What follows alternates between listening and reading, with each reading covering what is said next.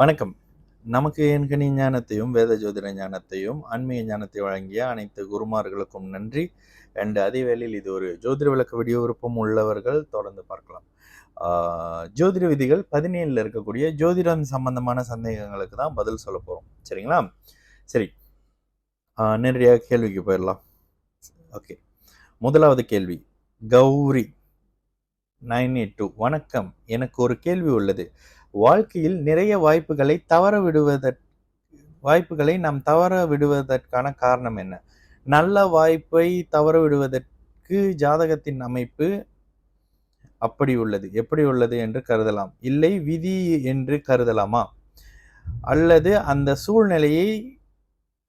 சூழ்நிலையை சரியாக யோசித்து முடிவெடுக்க முடியாமல் இருந்தது நமது புத்திசாலித்தனம் காரணமா? நல்ல வாய்ப்புகளை தவற விடுவதற்கான காரணம் ஜாதகமா அல்லது யோசிக்கும் திறனா, முடிவெடுக்கும் திறனா? இதனை பற்றி ஒரு காணொளி போடுங்கள். ஓகே, இது ஒரு கேள்வி. என்னதுன்னா, வாய்ப்புகளை தவற விடக்கூடியவர்கள், உங்களுக்கு ஒரு விஷயம் தெரியுங்களா?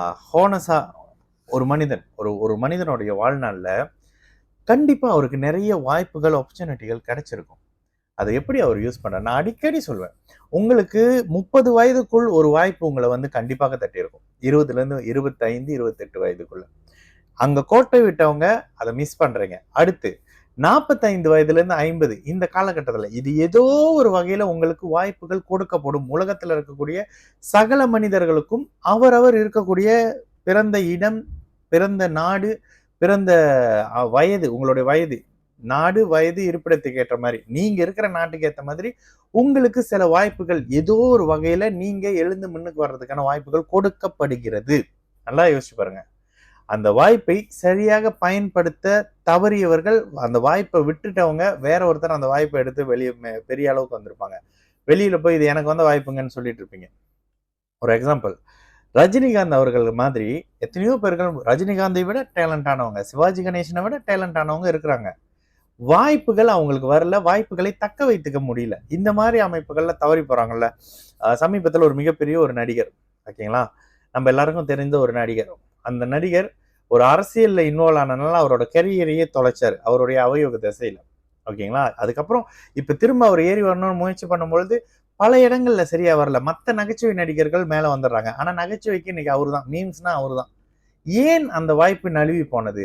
அவயோக தசை. அந்த அவயோக தசை தேவையில்லாத இடங்கள்ல உங்களுடைய உழைப்பை போட வைக்கும். அவயோக தசை இதுதான்.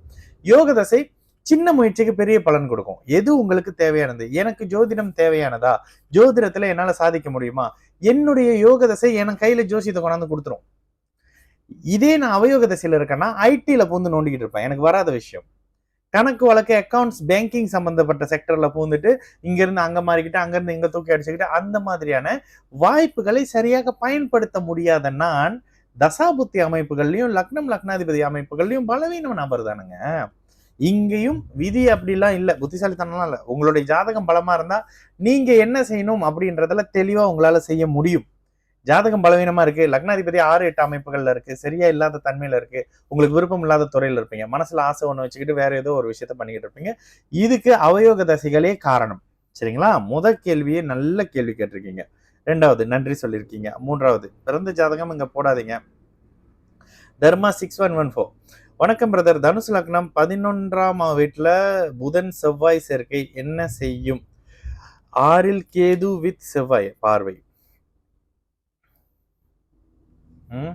11ல இருக்கிற செவ்வாய் பார்வை. ஓ, 8ஆம் பார்வை இருக்குல்ல, சரி. 5, 6 பார்வை வில் கெட் ஹெல்த் இஷ்யூவா? சுக்ரன் குரு சூரியன் சேர்க்கையின் 10வது ஹவுஸ் எக்ஸ்பிளைன் ப்ளீஸ். லக்னம் இயல்பாக இருக்கு. 10ஆம் இடம்னா குரு தொடர்பு கொள்ள முடியாது. சூரியன் தான் அதிக சுப அமைப்புல வராரு. லக்னாதிபதி கேந்திர அமைப்புல புதனின் வீட்டுல 11ஆம் இடம்னா அவன் புதனின் வீட்டுல ஒரு மாதிரி சுக்கிரன் நீச்சமாகி நீச்ச பங்க அமைப்புல இருப்பாரா, பரிவர்த்தனை அமைப்புல இருப்பாரு. என்ன செய்ய? கேது தசை ஹெல்த் இஷ்யூ பண்ணும். நீச்சனோட வீட்டுல இருக்காருல்ல, ஹெல்த், சர்ஜரி அப்படி இப்படின்ற மாதிரியான சில 6ஆம் இடத்து பலன்களை, விபத்து மாதிரியான விஷயங்களை பண்ணும் தான் பிரதர். சரிங்களா? சரி, அடுத்ததாக ராஜன் ஆன்சர் பண்ணிட்டோமா? அருமையா சொன்னீங்க அண்ணன். முன்னோர்கள் பற்றி அழகாக சொன்னீங்க. என் அப்பா செய்ய முடியவில்லை, அதனால் நான் செய்யலாமா அண்ணன்? ரொம்ப ப்ராப்ளம். அப்பா செய்ய முடியலன்னா செய்யுங்க, யாரோ ஒருத்தர் செய்யுங்க. அந்த பூர்வீகம் முன்னோர்கள் அமைப்பு தானே, கண்டிப்பா செய்யணுங்க, செய்யுங்க. அதுல எனக்கு அது தெரியல, ஏன் அப்பா இருந்தா செய்யக்கூடாது அப்படின்ற கான்செப்ட் எனக்கு புரியல. ஆனா செய்வது சிறப்பு, சரிங்களா? சரி. நெக்ஸ்ட் லைவ் வந்து நாங்க கண்டிப்பா அனௌன்ஸ் பண்றோமே. கண்டிப்பா அட்லீஸ்ட் ஒரு 5 ஹவர் முன்னுக்காவது உங்களுக்கு அந்த லைவ் வந்து ஸ்கெடியூல் பண்ணியிருப்பாங்க. ஆனா லாஸ்ட் டைம் வந்து 1 டே பிஃபோரே பண்ணிட்டாங்க. தாம் ஸ்ரீ ஹரிஃப், வணக்கம். சூரியன், செவ்வாய், சுக்கிரன் ஆகிய 4 கிரகங்களும் உச்சம். கூடுதலாக அன்று சித்ரா பௌர்ணமி. இதில் அனைத்து கிரகங்களும் சுபத்துவம் என்று எடுத்துக்கொள்ளலாமா? எடுத்துக்கங்க. சனி செவ்வாய் தொடர்பு இல்லாத நேரத்துல சுபத்தன்மை தானங்க.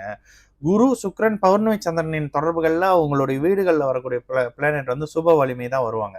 அதுக்கு பிறகு லக்னத்துக்கு ஏத்த மாதிரி தசா புத்தி, அந்த தசையோட அமைப்பு எந்தெந்த பாவகத்தோட தொடர்புல இருக்குன்றபடி பாருங்க. இது ஒரு நல்ல கேள்விதான். ஏன்னா நானே பார்த்திருக்கேன். 4 கிரகங்கள் உச்சமான ஒரு ஜாதகம். சரி, அடுத்ததாக தேவாரம் 6021. ஹாய் அண்ணா, இஃப் தேய்பிரை சந்திரன் வித் ராகு அண்ட் செவ்வாய், பட் அந்த சந்திரன் குரு பார்வையில் இருந்தா தேய்பிரை சந்திரன் ஸ்டீல் இன் ஒளி ஓ ராகு மீன்ஸ் ஒளி இருக்காதா? ஓகே, இது நல்ல கேள்விதான். தேய்பிரை சந்திரனோட ராகு செவ்வாய் சம்பந்தம் வந்துருது. குரு பார்வை அதையும் பாக்குறாரு. முதல்ல மனம் கெடுங்க. சந்திர திசையில மனம் கெடும். முதல்ல கெடும். 10 வருஷத்துல முதல்ல ஒரு 5 வருஷம் மனம் கெடும். பிற்பகுதியில சுபத்துவம் செயல்படும். இதுல கிரகண நிலையில இருக்கக்கூடிய அமைப்பு தான் முதல்ல செயல்படும். ராகு 12 டிகிரில இருந்து கிரகணம் ஸ்டார்ட் ஆகும். இது நோட் பண்ணுங்க. 12 டிகிரில இருந்து கிரகணம் ஸ்டார்ட் ஆகும். ஓகேங்களா? 12 டிகிரில இருந்து கிரகணம் ஸ்டார்ட் ஆகும். ராகு செவ்வாய் சேர்ந்தால் அங்க பாபத்துவம். ஓகேங்களா? அத குரு பார்வை என்பது நிவர்த்தி தான். ஆனா நிவர்த்தி முதல்ல கெடுதல் நடக்கும். பிற்பகுதியில, தசையின் பிற்பகுதியில நல்லது நடக்கும். ஆனா அவர் சைக்கோவா இருப்பார். இந்த ஜாதகர் சைக்கோவா இருப்பாரு. செக் பண்ணி பாருங்க. லக்னாதிபதி பலமா இருக்கிற பட்சத்துல அந்த சைக்கோத்தனம் அடக்கி வைக்கப்பட்டிருக்கும். அடக்கி வைக்கப்பட்டிருக்குமே தவிர சைக்கோவாகத்தான் இருப்பார். சரிங்களா? இதுவும் ஒரு நல்ல கேள்விதான். அடுத்ததாக Krish Subramaniam 1306. Hi bro, hope you are doing well. I contact your admin, get a response on voice message that I have almost 1.5 மாசம் ஆயிருச்சு, still no response. And also I have request for another appointment wife on last Friday August until didn't receive any response. என்ன சொல்றீங்க? சரி, இது நான் என்னன்னு பார்க்க சொல்றேன். அடுத்த Q&Aல இந்த விஷயம் இருக்குது. சாரி, அடுத்த கேள்வி பதிலும் இல்ல. ஜோதிட விதிகள். இன்னமும் உங்களுக்கு ரெஸ்பாண்ட் வரல அப்படின்னா பிரதர், மறுபடியும் உங்களோட இந்த டீட்டெயிலை கொடுங்க. கிறிஸ் சுப்பிரமணியம் டீட்டெயிலும் பிளஸ் உங்களோட 5 டிஜிட் லாஸ்ட் உங்களோட ஃபோன் நம்பரும் இதிலே மென்ஷன் பண்ணுங்க. நான் என்னென்ன அட்மின்ட்ட செக் பண்ணுறத சொல்றேன். கண்டிப்பா நீங்க கமெண்ட் பண்ணுங்க, அட்மின் பார்ப்பாங்க. சரிங்களா? சரி, அடுத்த கேள்வி கௌரி, மறுபடியும் அதே கேள்வியை மேல கேட்ட கேள்வி கீழே இருக்கீங்களே. உள்ளது. வாழ்க்கையில் நிறைய நல்ல வாய்ப்புகளை தருவதற்கான காரணம், ஆமாங்க, அதை தான் சொன்னேன். சூழ்நிலை. நல்ல வாய்ப்புகளை தவற விடுறீங்க அப்படின்னா உங்களுக்கு ஆமா, இது நான் கொஞ்சம் விளக்கமாவே சொல்றேன். அன்னைக்கு நான் வந்து ஒருத்தர்கிட்ட பேசுறேன், ஜாதகம் பார்க்குறேன், நான் பேசுறேன். எனக்கு என்ன வரும்னு அப்படின்னு கேட்குறாரு. நான் சொல்றேன், உங்களுக்கு இந்த விஷயம் வரும். 2 விஷயம் வரேன். இன்னைக்கு மார்னிங் எனக்கு வந்த ஒரு விஷயம் என்னோட மார்னிங் வாட்ஸ்அப்ல இருக்கு. ஒரு விஷயம், நான் ஃபோன் அவங்க பேசிக்கிட்டே இருக்கும்போது என்னென்ன எனக்கு வரும், என்ன தொழில் வரும், நான் அப்படியே செவ்வாயோட சொல்லிக்கிட்டே வந்துட்டு அப்படியே சொல்றது, முடிவெட்டுற வரைக்கும் வருங்க, நல்லா பண்ணலாம், முடிவெட்டுறது பாபுஷப் மாதிரியான விஷயம்னு அதை சுத்தி அப்படியே எல்லாம் சிரிச்சாங்க.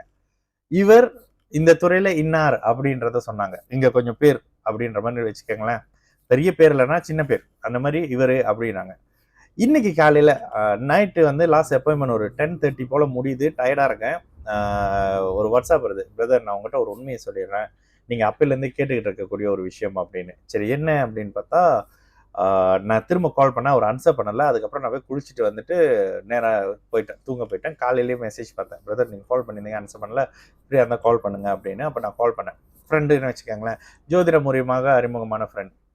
அவரு சிம்மராசி. நான் அவர்கிட்ட சொல்றேன், மார்ச்லேருந்து ஒரு பெண் சம்பந்தப்பட்ட பிரச்சனையில வரப்போகுது, பெண் சம்பந்தப்பட்ட அமைப்புகள்ல இருக்குன்னு நான் காதல்னு சொல்லி, காதல்லாம் இல்லையேன்னு ஆணோ பெண்ணோ ஏதோ ஒண்ணு காதல் சம்பந்தப்பட்ட ஒரு பிரச்சனை வருதுங்கன்னு சொல்லிட்டேன். இன்னைக்கு காலையில 20 ஆகஸ்ட் காலையிலே கால் பண்ணிட்டு, பிரதர் இந்த மாதிரி ஒரு விஷயம், அந்த ஜாதகத்தை நான் விளக்குறேன், ஏன் அப்படி சொன்னேன்னு நான் அவர்கிட்ட கேட்கல, ஆனால் அந்த ஜாதகம் என்கிட்ட இருக்கு, நான் கண்டிப்பா விளக்குறேன். இந்த மாதிரி விஷயம் இருக்கு, இந்த மாதிரியான பிரச்சனை இருக்கு, என்ன பண்ணலாம், ஒரே ஒரு விஷயம் சொன்னேன். சிம்மராசியா, இப்பயே இமீடியட்டா மலேசியா விட்டு வெளியே போயிருங்க. இதை தான் நான் மார்ச்ல இருந்து நான் இதை தான் உங்ககிட்ட சொல்றேன். மலேசியால இருந்தீங்கன்னா பெரிய அளவுக்கு கேவலத்தை சந்திக்கிற மாதிரி இருக்கும். இதை தான் நான் மார்ச்ல இருந்து சொல்றேன்னு. இல்ல பிரதர், நான் அது அப்படி இப்படின்னு இழுத்தாரு. அப்போ இந்த விஷயத்த பண்றதுக்கான காரண அமைப்புகள் தசாபுத்தி தானே. தசாபுத்தி, சுக்கரனோட அமைப்புகள்ல இருக்கக்கூடிய தசாபுத்தி இந்த மாதிரி சில குழப்படிகளை கொடுக்கும். அதுதான் நான் பார்த்தோன்னே இருக்குதே அப்படின்னு சொன்னேன். நான் அவர்கிட்ட வேற மாதிரி கூட கேட்டு பார்த்தேன். பொண்ணும் ஆணுங்க, ஏதோ ஒரு லவ் இருக்குங்க உங்களுக்கு அப்படின்னு. ஐயோ இல்லைண்ணே அப்படின்லாம் பேசினாரு. இப்ப இந்த மாதிரி பிரச்சனைகளை தானே வழியை எடுத்துக்கொண்டு போட்டுக்கிறவருக்கும், பிரச்சனையிலிருந்து விலகி வர்றதுக்கும் ஒருத்தர் எல்லாத்துலயும் சேஃபா இருக்காரு, எல்லா விஷயத்திலும் ஒரு மாதிரியான மதிப்போடு இருக்காரு அப்படின்னா அவரோட லக்னம் லக்னாதிபதி நல்லா இருக்காரு. அவர் நல்லவர் இல்லை, லக்னம் லக்னாதிபதி நல்லா இருக்கிறாரு அப்படின்றதுனால எங்க எதை பண்ணணும்னு அவருக்கு நிதானம் இருக்கு. லக்னம் லக்னாதிபதி சரியில்லை, கூடவே அவயோக தசை வருது, 6-8 தசை வருது, சமீபத்துல ஒரு பொண்ணு ஒரு விஷயம் வருது இல்ல, அந்த மாதிரியான விஷயங்கள்லாம் எதனோட அடிப்படையில் 6-8 அமைப்பு, ஒரு பெண்ணால் அவமானம், இந்த மாதிரியான விஷயங்கள்லாம் சுக்கிரனோட அடிப்படையில வர்றதுங்க. அப்ப வாய்ப்புகளை நழுவுறதுக்கும், வாய்ப்புகளை நன்கு பயன்படுத்திக்கிறதுக்கும், வாய்ப்புகளை தானே உருவாக்கிக்கிறதுக்கும் லக்னம் லக்னாதிபதி தசாபுத்தி தான். நீங்க எங்க சுத்தினாலும் இந்த 3க்குள்ள தாங்க பலன் இருக்கு. அவயோக தசையா என்ன பண்ணணுமோ அதை விட்டுட்டு தேவையில்லாத விஷயத்த பண்ணுவீங்க. யோக தசையா சின்ன எஃபர்ட் போடுவீங்க, பெருசா வரும். நான் இந்த பிசினஸ் செய்யறேங்க, இப்படி செய்யறேங்க அப்படின்ற மாதிரி. நேற்று ஒரு அம்மா, நான் அவங்கள ஐஜில ஃபாலோ பண்ணியிருந்தேன். நான் போட்டானே சொல்றேன், சமையல் சாப்பாடு தண்ணி சம்மந்தப்படுற அந்த ஜாதகம் என்ன நான் விளக்குறேன் அந்த அம்மாவோட பெர்மிஷனோட.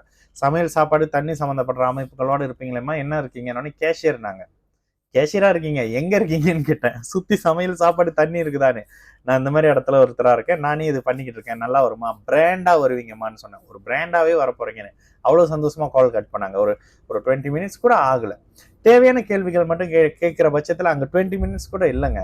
நீங்க பேசுனது, நீங்க போனது வந்தது, பக்கத்து வீட்டுக்காரங்க கதை, எதிர் வீட்டுக்காரங்க கதைலாம் சொல்லும் போது தான் அங்க டைம் ரொம்ப வருது. ஒரு 20 மினிட்ஸ்ல பேசி முடிச்சு காலே கட் பண்ணிட்டாங்க. இந்த அளவுக்கு நீங்க துல்லியமா சொல்ல முடியுமா? சொல்ல முடியுங்க. நீங்க 100 பேத்துக்கும் 100 சரியா சொல்ல வேணாம், 100 பேத்துக்கு 80 சரியா சொல்லலாம்ல. அந்த 80 தசாபுத்தி அமைப்புல இருக்கும். அந்த தசாபுத்தி வெளிவர பட்சத்துல அவர் என்ன விருப்பமா படுறாரோ அதை பண்ணுவாரு. என்னுடைய ஜாதகத்துல சுக்கிரன் அதிக சுபத்துவம்ங்க. ஓகேங்களா? என்னுடைய ஜாதகத்துல சுக்கிரன் அதிக சுபத்துவம்.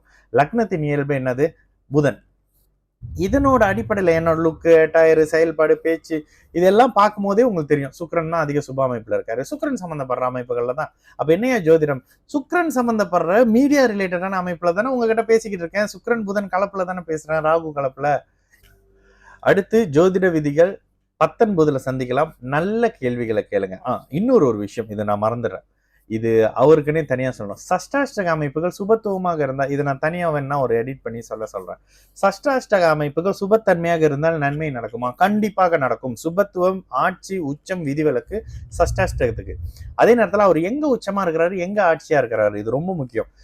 ஒரு எக்ஸாம்பிள் சொல்லணும் அப்படின்னா, அவயோகர்கள் தங்களுக்குள்ள நான் அடிக்கடி சொல்வேன், சூரியனும் சனி சந்திரன் சஷ்டாஷ்டகமா இருக்கிறது நல்லது, குரு சுக்கிரன் சஷ்டாஷ்டகமா இருக்கிறது நல்லது, செவ்வாய் புதன் சஷ்டாஷ்டகமா இருக்கிறது நல்லது. ஏன்னா ஒருவருக்கு ஒருவர் கெடுதல்களை பண்ணிக்கொள்ள முடியாத அமைப்புல இருக்காரு.